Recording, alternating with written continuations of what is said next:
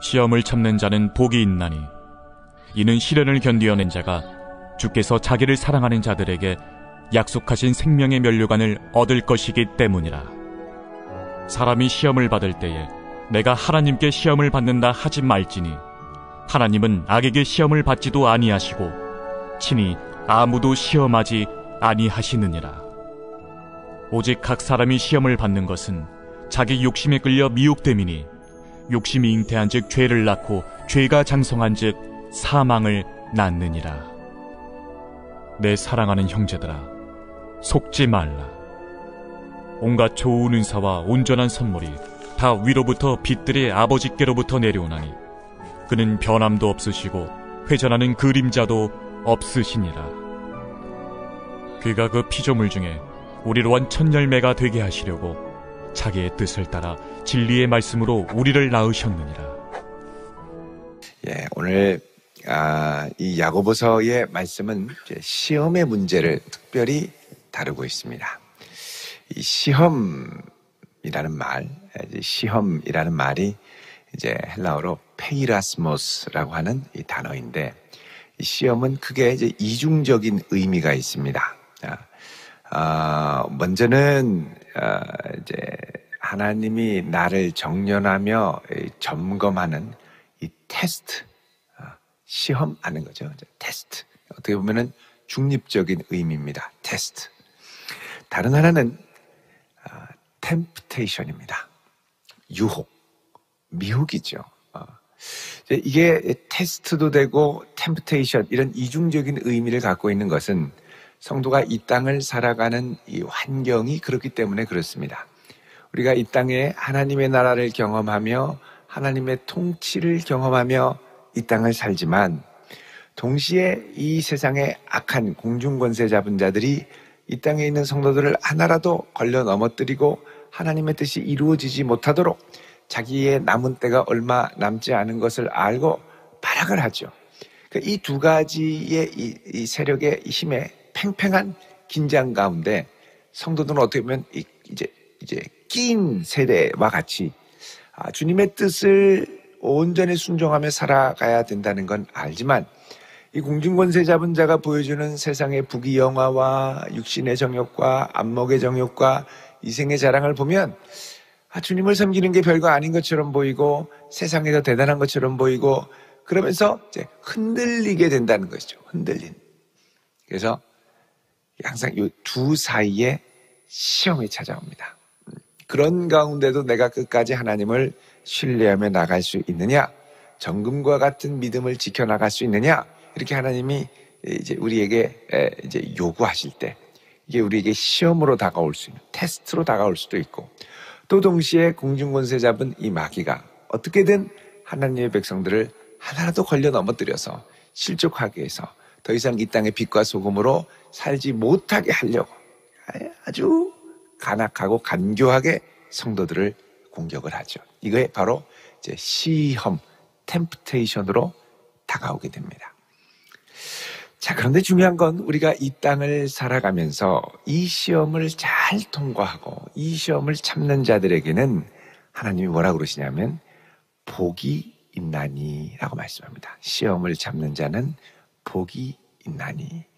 여러분, 이 복은 하나님의 언약 백성으로서 언약 관계 가운데 주어지는 복을 말합니다.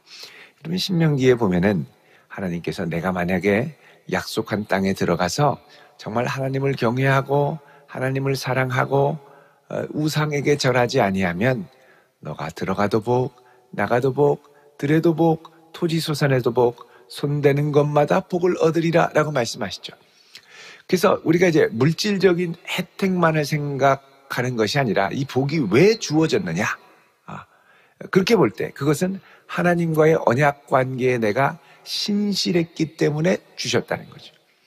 여러분, 우리가 받는 복은 하나님과의 관계에서 오는 복입니다. 성도가 하나님과의 관계를 신실하고 아름답게 잘 지킬 때 거기서 하나님이 주시는 복이 있죠. 근데 이 복을 이 땅을 살아가면서 누려야 한다는 것입니다. 그러니까 세상을 사랑하면서 세상이 대단한 것처럼 보이면서 부러워하다 보면 하나님과의 관계에서 오는 복을 버리고, 왜냐하면 그 복을 얻기 위해서는 하나님과의 관계가 먼저 우선돼야 되거든요. 그리고 때로는 하나님과의 관계가 우선되면 그게 복이 아닌 것도 같고 당장에 뭐가 주어지지 않는 것도 같고, 그러니까 어떻게 합니까? 눈앞에 당장 보이는 세상에 대단해 보이는 것을 따라가게 되는 거죠. 이제 여기서 뭐가 발생하느냐? 이 템프테이션이 발생하는 겁니다. 유혹이. 하나님이 나를 붙들어 주시고 하나님이 나와 함께 하시고 내가 하나님을 사랑하고 그분의 영광을 위해 살아가는 게 복이다라는 확신을 갖고 살아가야 되는데, 이거는 별로 복이 아닌 것 같아요. 지질이 복도 없는 길이 하나님을 따라가는 것 같고, 오히려 세상 방식대로 하면 그게 대단한 복인 것 같고, 이질에 싹 바뀌어 보이는 거죠. 그게 바로 템프테이션. 마귀가 예수님 시험할 때 어떻게 했습니까? 천하 만국의 영광을 보여주면서 한마디 하죠. 나한테 절만 하면 다 줄게. 그러니까 이런 거에 미혹하면 결국은 마귀에게 절하며 살아가는 인생으로 바뀔 수 있다는 겁니다. 눈앞에 보이는 게 대단해 보여서 그거를 붙들면 결과적으로는 어떻게 되느냐? 결국은 마귀가 펼쳐놓은 이 세상의 잔치에 절하며 신나게 따라갈 수 있다는 것이죠. 그래서 그렇게 하지 말고 하나님과의 관계, 먼저 이 당장 눈에 확 이 복처럼 다가오는 것이 없어 보여도 하나님과의 관계에 집중하며 그분을 사랑하고 그분을 신뢰하면서 나아갈 때 그 하나님이 나를 붙들어 주시는 은혜 가운데 내 인생이 하늘로부터 오는 복을 맛보며 살아가는. 그래서 성도에게는 복처럼 보이는 그럴듯한 복이 있고, 당장의 복이 아닌 것처럼 보이지만 결국은 진짜 복이 있습니다. 그게 이제 헷갈리는 거죠. 복처럼 보이지 않는데 복이고, 복처럼 보이는데 그걸 붙들면 복이 아닌 거죠. 이거를 언제 아느냐? 이게 나중에 끝날 때쯤, 인생 정리할 때쯤, 그때 가서 깨달으면 참 우리에게 주신 시간과 자원을 다 낭비하는 겁니다. 이럴 줄 알았으면 내가 하나님을 좀 더 사랑하며 하나님의 영광을 위해 살 텐데 내가 무엇을 쫓았는고? 헛되고 헛되도다. 이렇게 되는 것이죠. 그래서 이 땅을 살면서 성도에게 하나님을 붙들며 나아가면서 찾아오는 이 시련들, 시련이 힘들어서 포기할 게 아니라 이 시련을 인내 가운데 나가야 한다는 겁니다. 그래서 12절에 시험을 어떻게 한다고요? 참는 자. 시험이 이게 지혜롭게 딱 한마디에서 해결되는 시험이면 해결하죠. 근데 많은 경우 이 시험은 참아야 된다는 거예요. 왜 참느냐? 이게 단순히 머리 싸움, 논리 싸움이 아니라 이 세력의 싸움이기 때문에 그렇습니다. 이 공중 권세 잡은 자가 어떻게든 막 압박을 하면서 그 권세에 굴복시키도록 막 짓누르다 보면 주님을 바라보며 이게 인내하며 나아가야 할 기간이 있다는 거죠. 이게 참아야 될 기간이 있다는 거죠. 이거를 못 참고 푸르륵거리면서 에라 모르겠다고 튕겨나가는 게 아니라 시험은 일정 기간 인내하며 참으며 나아가야 되는 기간이 있다는 겁니다. 그런 사람은 뭐가 있느냐? 복이 있다. 이게 행복하다가 아닙니다. 복이 있는 거예요. 자, 그러면서 이는 시련을 견뎌낸 자가, 그래서 시험은 어떻게 해야 되는 거냐? 견뎌내야 하는 겁니다. 여러분, 시련이 다가올 때 주님을 바라보며 묵묵히 견뎌내는 성도 될 수 있기를 축원드립니다. 이건 견뎌내야 되는 거예요. 이 견뎌내는 것들을 통과하면 뭐라고 그러냐면 주께서 자기를 사랑하는 자들에게 약속하신 생명의 면류관을 얻을 것이기 때문입니다. 자, 여기 생명의 면류관, 면류관이라는 말이 헬라어로 스테파노스입니다. 스테반, 여기서 왔죠. 스테파노스는 뭐냐? 경기에서 이긴 자에게 주어지는 승리의 관. 말하자면 금메달 같은 겁니다. 옛날로 하면, 옛날에는 메달을 준 게 아니라 금면류관을 줬죠. 월계수가 딱 엮여있는 이 스테파노스입니다. 자, 이 스테파노스는 누구에게 주느냐? 자기를 사랑하는 자들에게 주시는 거죠.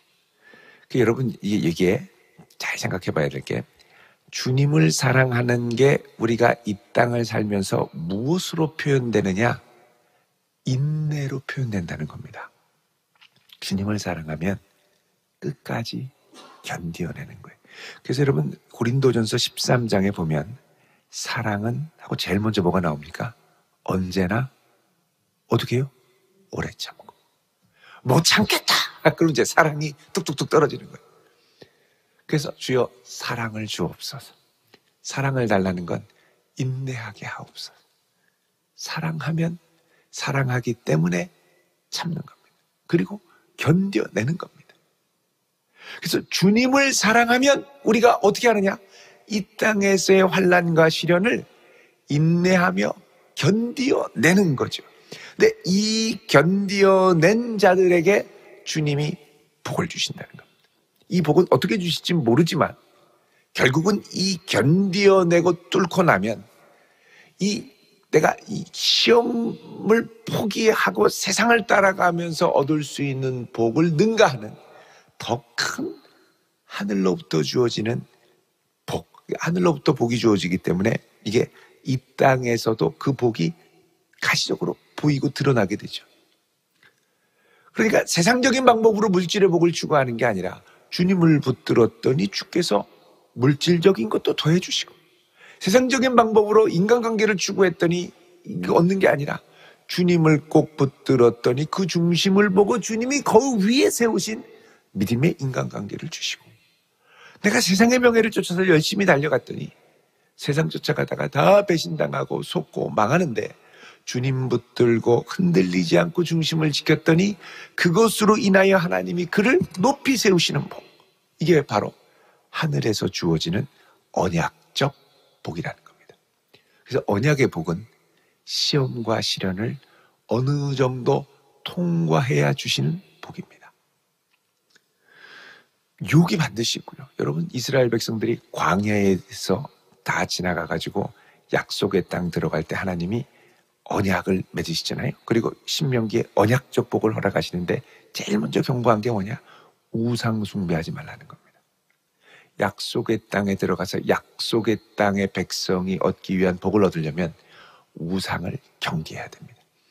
이 세상에 우리가 사모하고 부러워할 우상들이 얼마나 많습니까? 그거 부러우면 지는 겁니다. 하나님이 주시는 복을 사모하며 나갈 수 있길 바랍니다. 우리는 언약 백성이기 때문에, 예수의 피로 맺은 새 언약 백성이기 때문에 주님 꽉 붙들고 이 주님을 사랑함으로 견뎌내는 거죠. 인간적으로 못 견딥니다. 주님을 사랑함으로 견뎌내는 성도 될 수 있기를 주의 이름으로 축원드립니다. 그 사랑이 나를 견디게 하는 거죠. 그래, 내가 도저히 못 견딜 때는 주님 앞에 나와서 주님 사랑한다고 고백해야 됩니다. 주님을 더 사랑하게 해달라고 기도해야 됩니다. 내가 왜 이 사람을 사랑합니까? 견딥니까? 참습니까? 인간적으로 하면 못하죠. 근데 주님 사랑하기 때문에 견뎌내는 거예요. 13절에 보면 우리가 주의해야 될 것이 나옵니다. 사람이 시험을 받을 때 내가 하나님께 시험을 받는다 하지 말지니. 시험 받을 때 자칫하면 들기 쉬운 게 뭐냐? 탓 돌리는 겁니다. 왜 이런 사람을 나한테 붙여줘가지고. 아우. 근데 가만 보면 내가 좋다고 선택한 사람이네. 나도 혹해서 붙은 거네. 내가 그때 싫었으면 내가 지금까지 선택했을까요? 아니, 나도 좋은 게 있으니까 선택했죠. 어쩌자고 하나님. 너 그때 주변 사람을 통해서 내가 다 뜯어 말렸는데 괜찮다고 네가 그랬잖아. 그러시면 어떻게 할래요? 그러니까 하나님께서 우리에게 여러 가지로 인도하시면서 나아갈 때 이렇게 자유의지를 주십니다. 여러분, 자유의지가 있어야 사람입니다.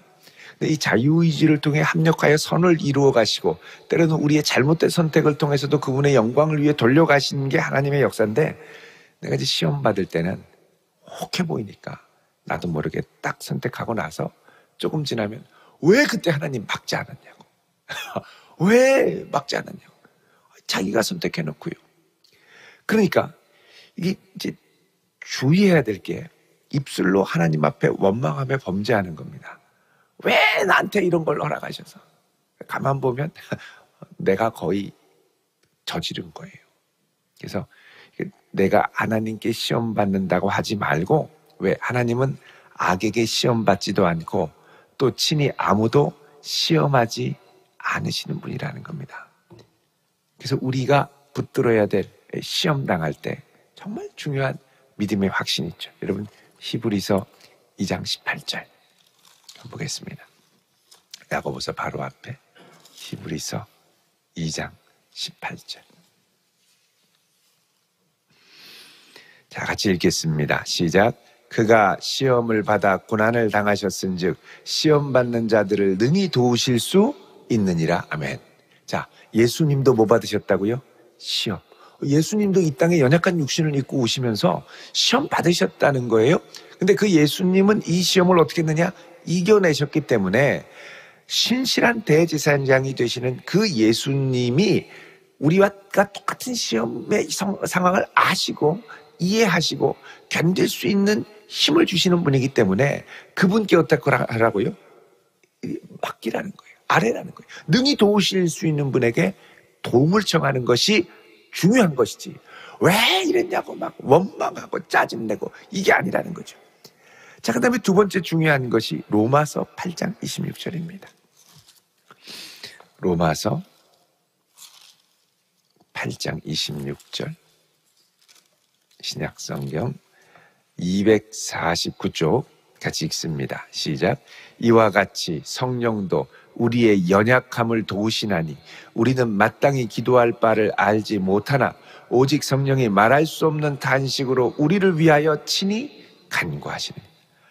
그는 우리가 연약한 이 시험에 막 휘둘리는 우리를 성령께서 아시고 때로는 어떻게 기도해야 될지 모를 정도까지 이르러도 우리를 위하여 말할 수 없는 탄식으로 기도하시는 거죠. 그래서 여러분, 우리가 시험 당할 때는 눈을 들어 주님을 보고 주님께 아뢰고 주님께 도와달라고 하고 성령의 말할 수 없는 탄식을 기대하며 나아갈 수 있는 성도 될 수 있기를 바랍니다. 오늘 말씀에 보면 분명히 말씀합니다. 14절에 오직 각 사람이 시험 받는 것은 누구 욕심?